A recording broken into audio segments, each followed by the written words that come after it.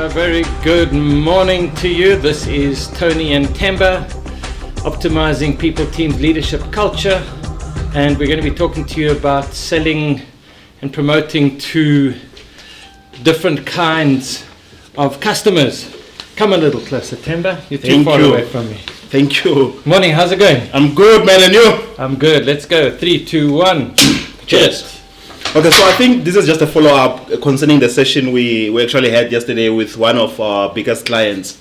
And we learned a lot of things that we thought, you know what, today let's just do something around that. Sure. Because we had a room of about 7 people. Yeah. 7 people coming from different departments. And it was a nice one because now you get to understand that they all have different needs. And even if you have a pitch, then you need to modify your pitch to actually get it to talk to all of them. What has been your experience yesterday on the session that we had?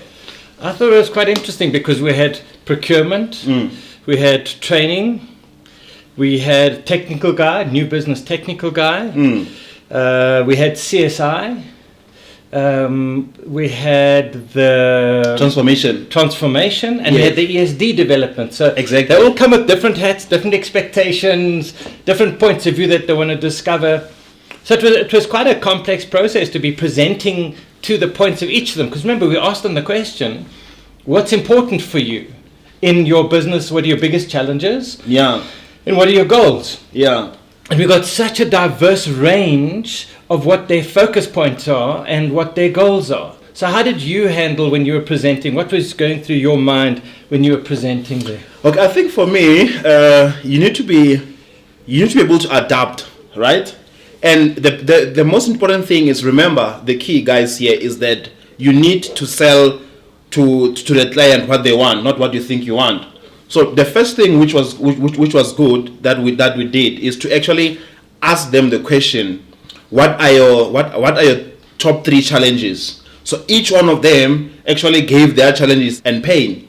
So the way I tailored my presentation, it was to suit each one of them, to speak to their needs. Because if I just talk to them on a standard presentation or on a standard pitch, it means what I'm saying is one size fits all. Sure. And it's not like that. No. So you'd find that in the room I would be speaking to just one person, then I'm neglecting the 6 other people. So the way I've done it and the way we've done it yesterday was that we first asked them the question, what's your top 3 biggest problems? And they gave that to us. So the first thing that you do when you sell to different clients is to always understand what their problem is. Yeah. Because you don't want to get to someone and sell them something which they don't want or it has nothing to do with them. Imagine talking to the transformation person about CSI matters, selling community development, all these kind of things, being in the public, all these kind of things. That's not the right person to be talking to about that. So you need to know exactly what this person needs, what their pain is, what their problem is, and give them a solution. You know what I discovered, and I'm aware of it, but I forgot it. In any meeting with a large organization, you have a limited time. Yeah. And the problem is we gave that guy that was on the broadcast, we asked him for his problem, and he gave us 10 or 12 minutes of problem. Yeah. Which, doing with the 7 people, we ran out of time. And so if you are going to ask the person for their problem, just say, give me a quick 60-second overview of your problem, because this guy chunked at least 10 or 12 minutes out of our presentation, and so at the end we were pressurized to finish. So make sure if you have a large group of people that you say, I just want 60 seconds overview and thank you, and then you get to the next one. Otherwise, they'll give you a problem at the end of their problems. You've got no more place to share your solution. Exactly. Yeah, so I think going forward, we need to now I think at the end we are going to give homework anyway. Yeah.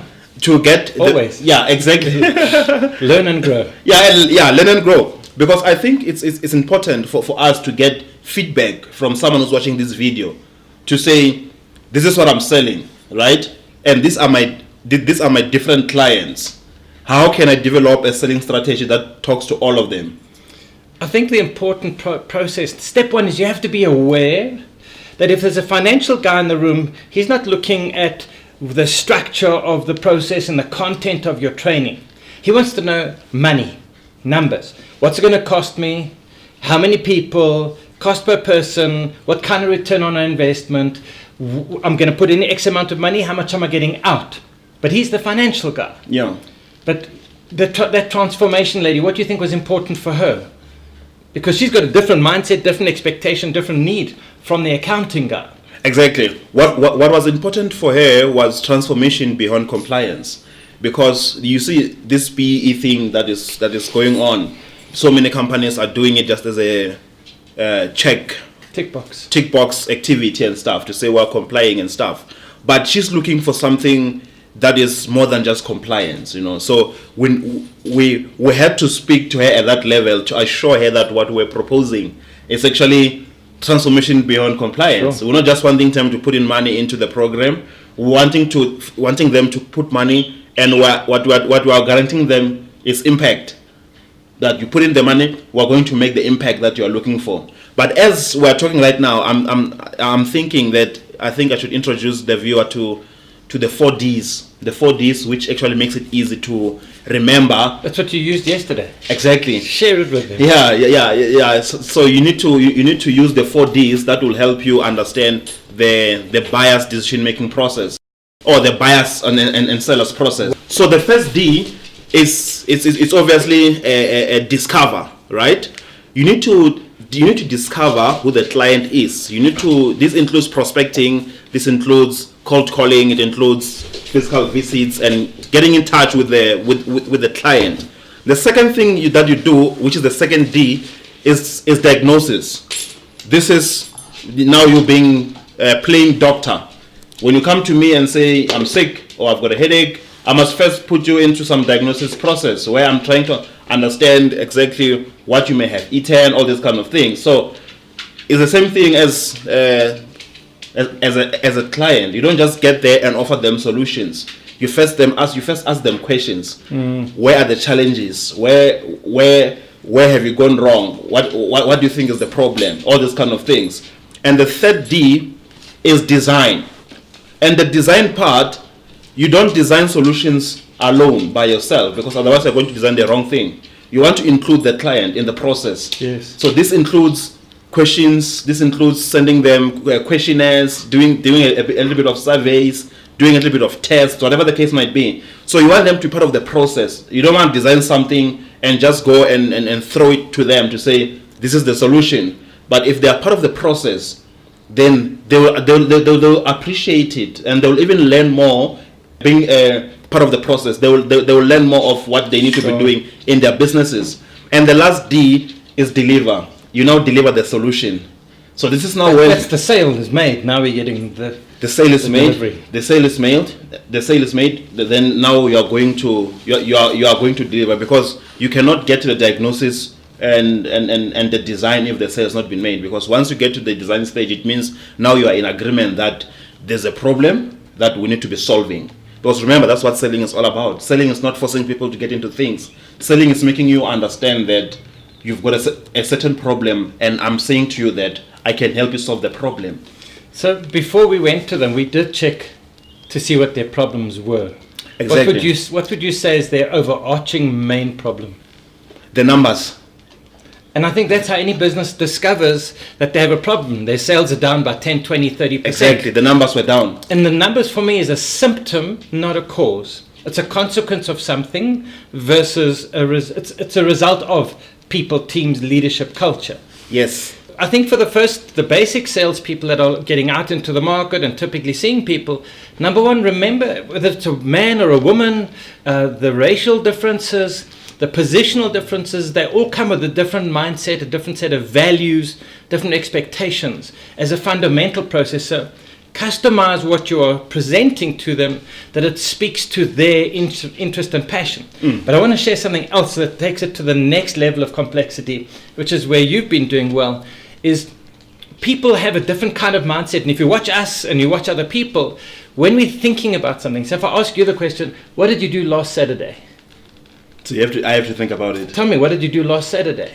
I went out. Okay, so you go looking there. So your eyes are going to go and find the information, because you're what we call a visual-oriented person. It's your dominant mode. Okay, yeah. So we have visual, audio, and kinesthetic. So visual, pictures, up left. Normally most pictures are up left, like you did. You looked up there for your past memory, and you look up right for future. If they're auditory, they'll look left for ears, horizontal, or right for past. And if they're speaking to themselves, very often they'll look down, or they'll kind of focus away from you, and you can see them running a movie. If they go down to the right, they're looking at emotion. And that's where most people are at. But you need to basically calibrate and see, is this person calibrated normally, or do they swap around? Because I'm left-handed, so sometimes left-handeds are different. And there are some people that have what we call a look-to-talk rule, that when you look at them, they'll actually look at you and they'll hold your look. So their eyes don't move around. But become aware of, because I was looking, I thought, up there for my memory, I thought, okay. So it's can be quite a complex process of who am I in front of, what's their value system, how they're going to make the buying decision, and we'll talk about buying decisions later. And do you see what I mean? Does that sound good for you? It doesn't feel right for me. Okay, I get what you're saying, but I can sense that someone who's watching this right now, they're asking themselves, but what does that got to do with anything? Like, so it's about communication. Why is that important? That what you're saying right now? I'll give you an example. I had a friend. Her and her daughter were fighting. They had a miscommunication. So I said to her daughter, "How do you know your mother loves you?" She says, "She touches me. She does this," and it was all physical processes. She gives me hugs. So I said to the mom, "How do you show Reese that you love her?" She says, "I tell her things and I say things, and I say it like this." So Charisse needed touch. She was a kinesthetic. That's how she understood the communication. Her mom was an auditory, so she was telling her things. And so their whole communication process is one's talking a language here, visual, one's talking kinesthetic, and they didn't match. So there's a barrier. It's like talking Japanese and Greek. I get what you're saying. So are you saying to me that for someone, or for me, or for whoever to be a sales superstar, for someone to be a high-performing salesperson, they need to master their communication skills? Fundamentally, communication is the process by which you understand, connect, communicate, and then create the sale. Okay. If I try and sell you something, you don't understand what I'm trying to give to you. I'm saying, do you see the picture? And you say, no, I don't get it. Doesn't feel right for me. Because I'm talking at a visual level, you're talking at a kinesthetic level. So for kinesthetic, I would give you my leaflet and say, have a look at this so that you can feel it and you can hold it and you can check it. For a visually oriented person, dominant, I'd say, can you get a picture? Can you imagine? Do you see? Can you see? For the audio guy, I'd say, how does that sound for you? Okay, I got so it's very advanced stuff, but we'll cover that in more detail as we go. Okay, so let's say my communication skills are bad, are terrible. How can you help me? Or how can you help anyone who's saying, you know what, I'm struggling with my communication skills? Is there a program you can put them into, or is there a way in which you can help someone? Well, our coaching process and your superstar sales coaching process is the perfect process for that. Okay. It's a perfect solution because it starts with awareness. And most people are unaware. I'm occasionally unaware that I stutter and stammer because I haven't prepared properly, maybe. Or like you, if English isn't your standard common language and you're trying to explain something, I notice quite often people will they'll rethink and then they'll speak. So having a coach that can reflect for you and make you aware is step one. Number one is awareness. Step two is that they can help you to learn and practice and drill and rehearse the right way. Because people say practice makes perfect, but it doesn't. Perfect practice makes perfect. Because you can practice bad habits. For me, sometimes I don't listen long enough and I speak over the client. Yeah. And I have to, even with you when we spoke about last week, I have to try and hold my enthusiasm down and let them finish. Yes. What is your greatest learning from yesterday's process? You need to be prepared. You need to be prepared. You need to know who you're talking to, and you need to know what you want from them. Because sometimes you get an opportunity to sit in front of people, but you don't know what you want from them. So if you sit with me or if you sit with anyone, always be clear of what you want from them, right? Or you must also know what you're offering to them. Because it's not necessarily about you all the time. You're going there to sell a service. It's you going there to solve a problem. Yes. So you need to do research on wherever you're going to see as much as you can. It's easy because the internet makes things easy. So you can even read about someone you're going to meet online if they've got a website in terms of what their business is doing, how they're doing it, and all these kind of things. So when you get there, you show that you're prepared. It's even impressive to talk to them on what's exactly happening in their organization. So I think the biggest two things for me is you need to be prepared, and you need to know what you're offering to your clients. I think for me, the real valuable thing is you bring the sales skills and the superstar training, but a superstar doesn't live in an island. They live in a context with other people, other teams, leadership and culture. And so that's the value that we bring, is we bring a holistic solution to the process, that we improve and optimize and create sales superstars by this young man's books and coaching. And then from my side, we bring the culture change, the leadership optimization, the sales management, the teamwork, the trust building. And together that creates an incredibly holistic process. And we've seen companies 2x and even up to 4x their business with the processes that we've done. So if you're looking to improve your performance, if you're needing sales tools, if you're looking for your book, we'll put up a picture of your book for the people. Give us a shout, give us a call, check us out on the web. We'd love to help you 10x your potential. Yeah, Final exactly. words for the viewers? Final word is homework. What's the homework you want to give today? We cannot do this without homework. So what's the homework So the homework is, I want someone who's watching this right now to drop me an email on I think. Yeah, I'll put the email on the bottom. The email at the bottom. Just drop me an email. Say to me, I've got this type of clients, and this is what I'm selling. I'm trying to find the best way to sell to them, and draft something to say, client is doing this. This is how I'm gonna sell. This client is doing this. This is how I'm gonna sell, and I'm gonna review it for you for free. I won't charge you for that. I'm just gonna help you refine your pitch and understand how to approach your clients. That's very kind of you. Yeah. Can I give them some homework? Give them homework. Come on. The homework is to ask the person, what did you do last Saturday or last week, and see where their eyes go.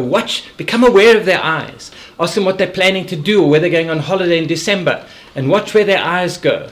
Or you can ask them to say, what's your registration number? And they'll have to go and find a picture for it typically.